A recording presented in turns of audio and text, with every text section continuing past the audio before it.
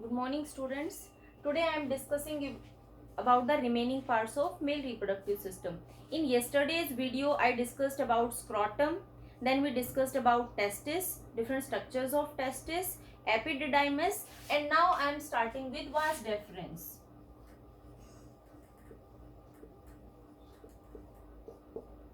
Vas deferens is basically a long tube of 40 centimeter and that is arising from the base of epididymis.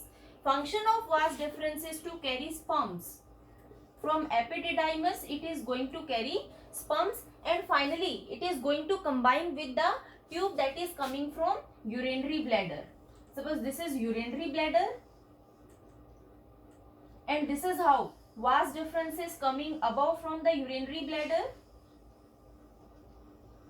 And now this vas deferens, this is vas deferens and this is urinary bladder. This vas deferens is going to combine with this duct. Before combining with this duct, it is receiving a small gland that is known as seminal vesicle. We will discuss seminal vesicle a bit later. So, seminal vesicle will be present here and now this vas deferens is going to fuse with this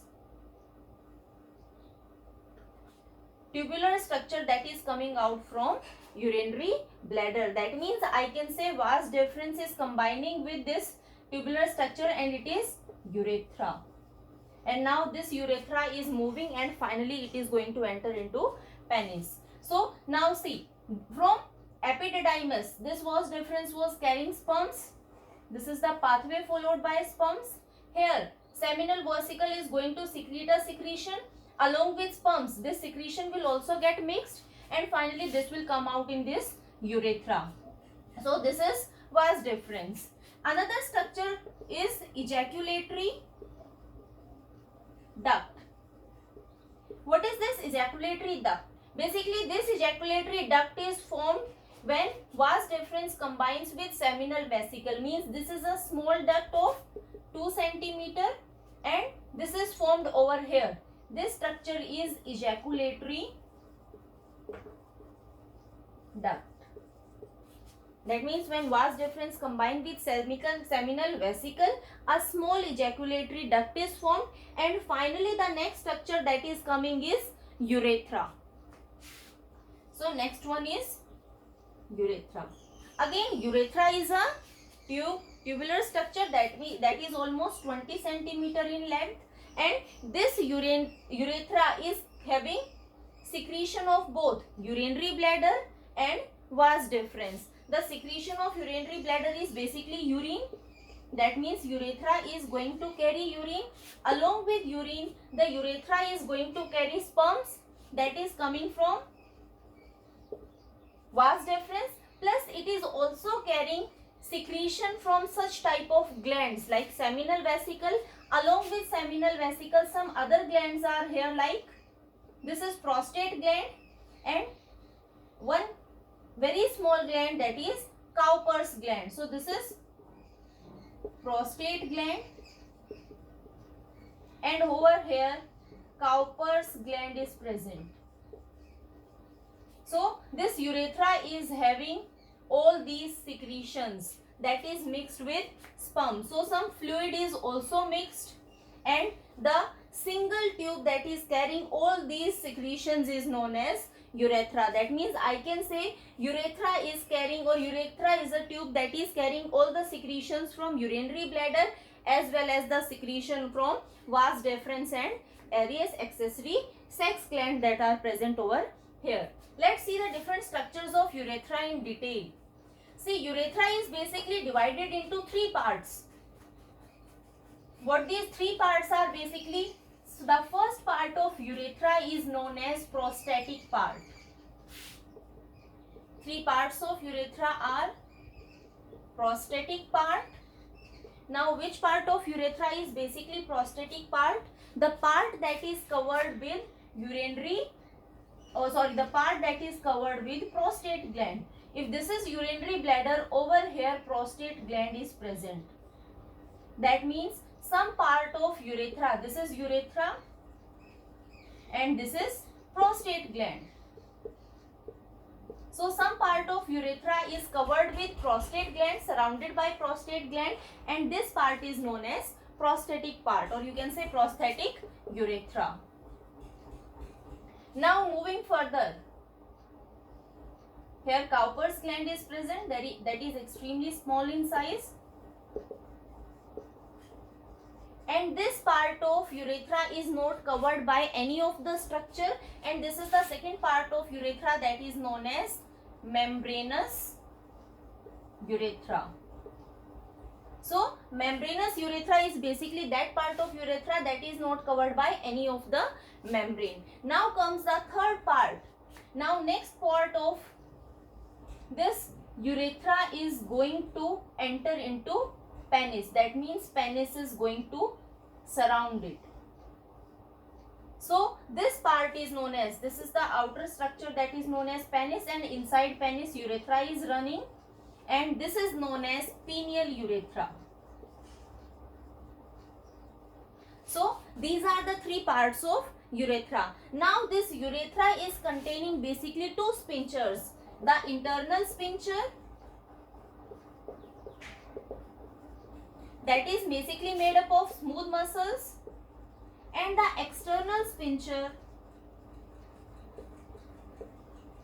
that is made up of striated muscles. So this is how urethra is divided into three parts, and sphincters are present inside the urethra. Now comes the organ that is known as penis. Penis is the external organ, and basically in this organ urethra is running.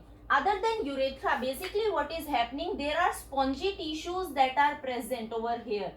Basically three spongy tissues are present in penis. Two are corpora cavernosa.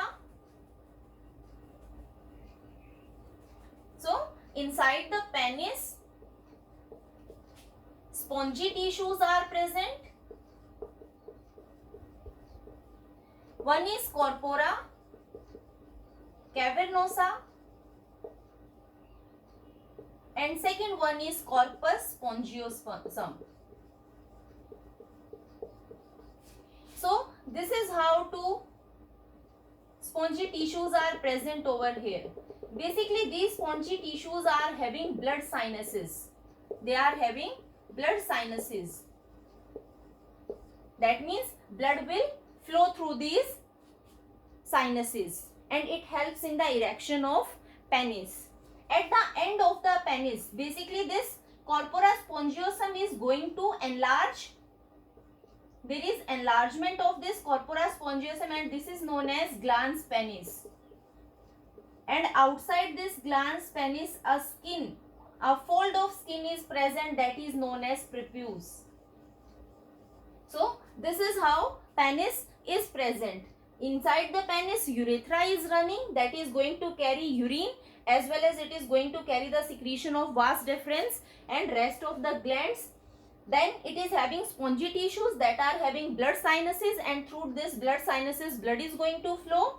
Then the lowermost part, the tip part, is basically having corpus spongiosum that is elongated, and that is forming the glans penis, and this glans penis is basically surrounded by a skinny fold, and it is known as prepuce. So these are some of the parts of male reproductive system. Now let's discuss about some of the accessory glands that are present in the male reproductive system, and these accessory glands are playing important role. Accessory sex glands. Basically three accessory sex glands are present. First is seminal vesicle. So a pair of seminal vesicle is present. The seminal vesicle is basically going to release a milky alkaline fluid, and this alkaline fluid is basically containing fructose. Fructose is responsible for providing energy to the sperms, because sperms are going to swim, and for swimming they require energy, so fructose is acting as a source of energy. Then it is containing some coagulating enzymes. These coagulating enzymes are also helpful in the movement of sperms and some prostaglandins. Prostaglandins are basically responsible for the contraction, or you can say movement in the female reproductive system, and this contraction in the female reproductive system is helping in the upward movement of sperms. So this is how seminal vesicle is helpful. The second one is a large big gland that is known as prostate gland. This prostate gland is again going to secrete a milky fluid that is acidic nature. It is slightly acidic in nature. This is containing citrate, and this citrate is again also acting as a nutrient for the sperms, and it is containing some anticoagulant enzymes.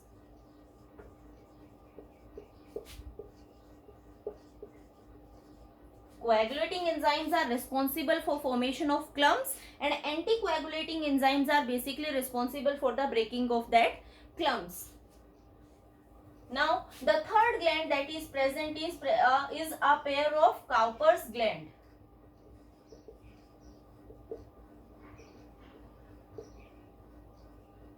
Cowper gland is also going to release a secretion that is mainly containing, firstly it is alkaline in nature, and it is basically responsible for the secretion of mucus, and this mucus is going to neutralize. It is going to neutralize the acidic character, and where this acidic character is present, basically urethra is going to carry urine. Urine is of acidic nature, so it is going to neutralize the acidic character or acidic nature of urine. Plus, female reproductive system or female vaginal tract is also acidic in nature. That's why it is going to, you can say, neutralize the acidity present in female reproductive tract. So this is how the secretion of all these accessory glands are helpful for the movement of sperms. And whenever the sperms are going to mix up with the secretion of these three glands, they combine them with to form semen. That means sperms plus all the fluid, alkaline fluid that is secreted by these accessory glands, they are going to form what that is commonly known as semen. Means urethra is going to carry urine as well as semen, and always remember urethra is not going to carry all these substances together. Means at the time of urination only urine will be removed out, while at the time of orgasm only semen will come out, one at a time only. So this is how male reproductive system is functioning. This male reproductive system is basically functioning under the influence of some hormones. So what will be the hormonal control for this male reproductive system? Basically it starts functioning at the time of puberty. Before the time of puberty, male reproductive system is basically non-functional. So puberty will be the age at which the male reproductive system will start functioning, and in males it is about 13 to 16 years of age. The hormone which is responsible for activation of this male reproductive system is testosterone. That is the male sex hormone, and when this male sex hormone is released, the parts of male reproductive system which we have discussed, they are going to become function. So now let's discuss how this hormonal control is basically taking place. So hormonal control of male reproductive system. At the time of puberty, basically hypothalamus is going to release gonadotropin releasing hormone, and this gonadotropin releasing hormone is going to act on anterior pituitary.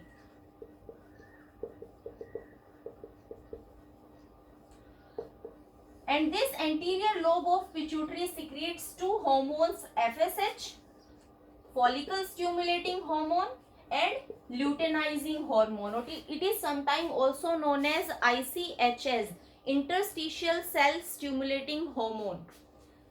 This FSH is going to act upon Sertoli cells.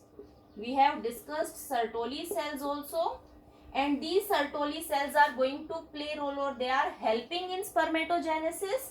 So these Sertoli cells are under the influence of FSH, they are going to help spermatogenesis by the help of ABP, androgen binding protein, plus it is also going to release another hormone, inhibin, and this inhibin is acting as an inhibitor and it is going to inhibit the functioning, or it is going to inhibit the secretion of FSH. So this is the regulatory mechanism.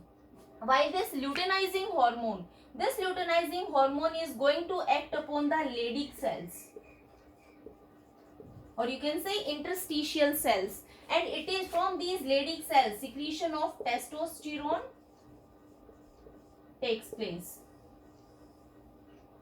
And now this testosterone is responsible for attaining the secondary sexual characters in male, like all the parts of reproductive system become functional, formation of gametes will take place, body becomes musculature, there is deepening of voice because of the broadening of larynx, then there is facial hair growth, armpit growth.